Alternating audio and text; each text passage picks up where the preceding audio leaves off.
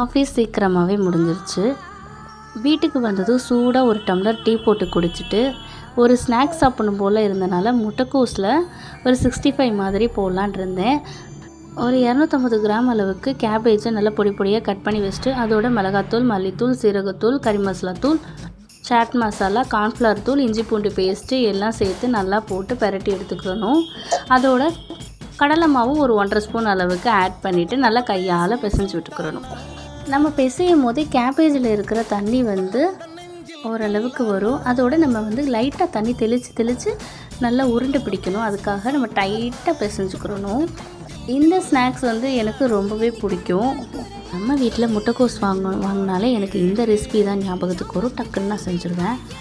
இப்போ ஒரு எலுமிச்சம்பழத்தை நல்லா பிழிஞ்சு விட்டுக்கோங்க.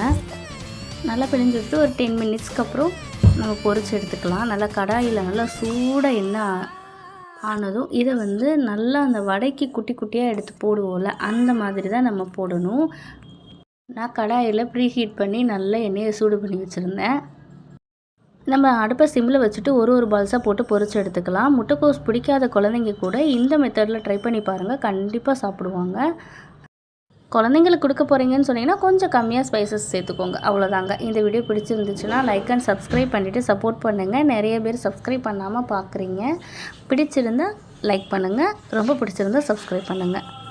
அவ்வளோதாங்க. நாளைக்கு இன்னொரு வீடியோவில் பார்க்கலாம். டாடா, பாய்.